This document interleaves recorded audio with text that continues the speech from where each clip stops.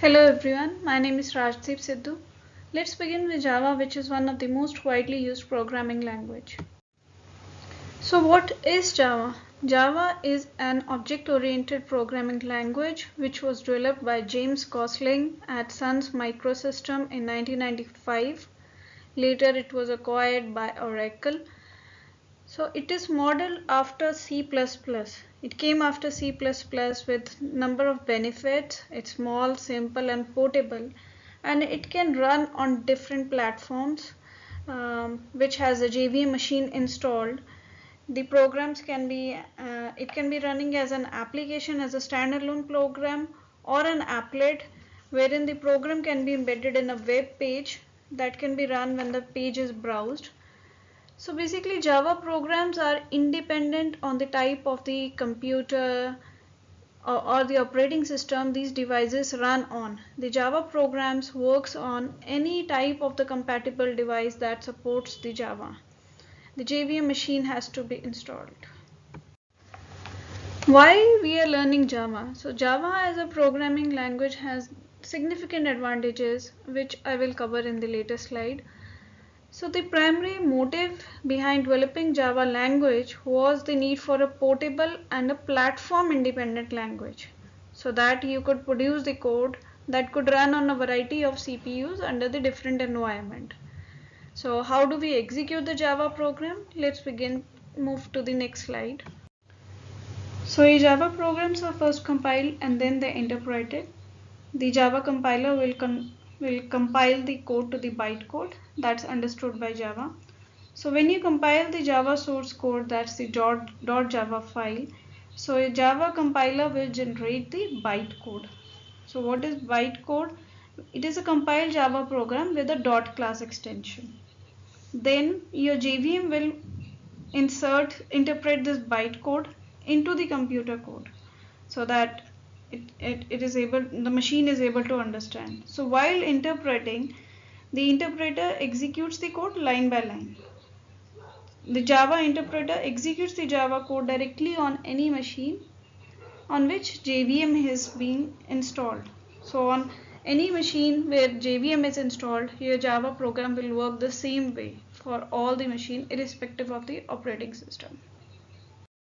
So features of Java. So Java is a simple language that can be learned easily if you have just started programming.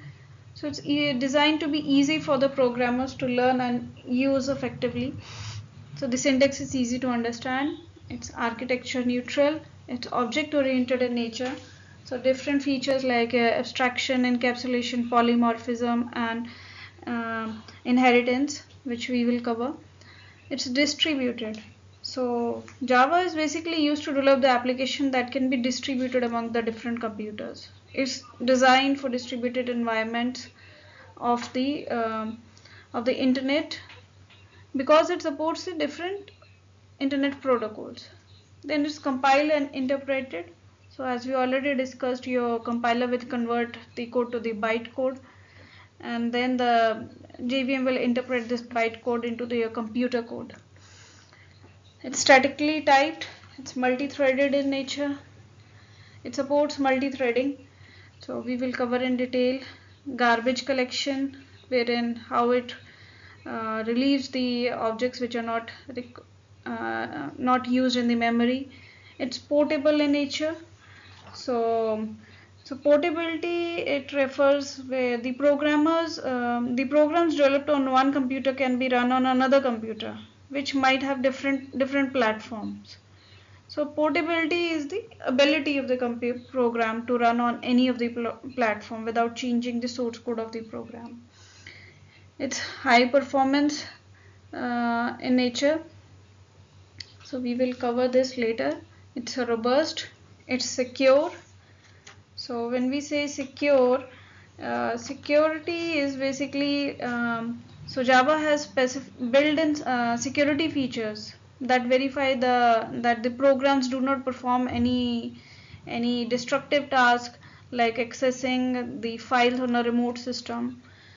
So there are different security features that support. It's extensible in nature.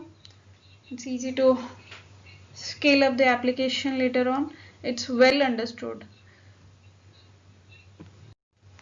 So Java is object-oriented programming. It's a way of organizing the programs wherein helps to create the flexible modular programs and you can reuse the code. So what are the benefits, the advantages of the object-oriented programming? First is the real world programming.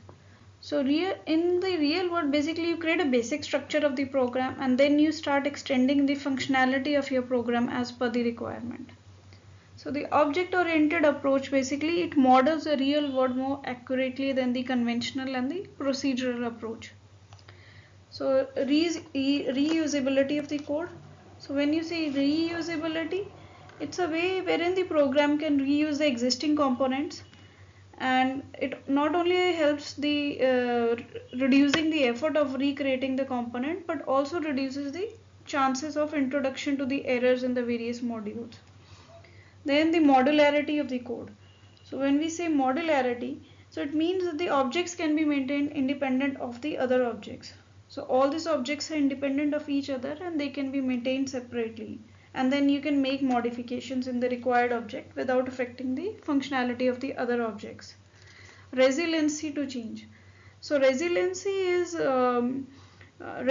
basically enables the easier maintenance of your system. So that when you're adding new component, the rest of the system it remains unchanged. Then the information hiding. Information hiding basically ensures the data security of your program. So an end user is given an access to the information only to the data that is required to run an application and not to the internal working details. So take an example, when you log into your email application on the internet, you access your login screen, you provide a login ID and password, but how basically the application authenticates your ID and provides you access, it is completely hidden from you. So these are the advantages.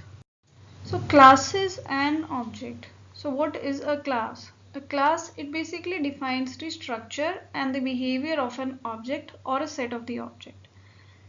So say example, peacock, sparrow and kingfisher. So they are categorized as birds because all of them have the common characteristics, right?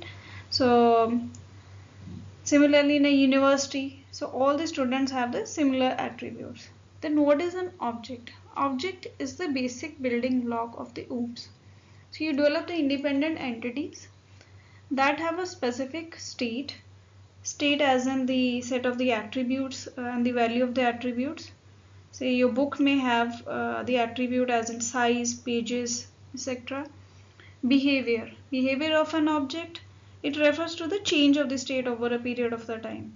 So your status of the book may change from available to sold. And then identity, so each object has a unique identity. Say each person has a unique identity, right? So your book may have a book number as an identity. So basically your object is an instance of the class.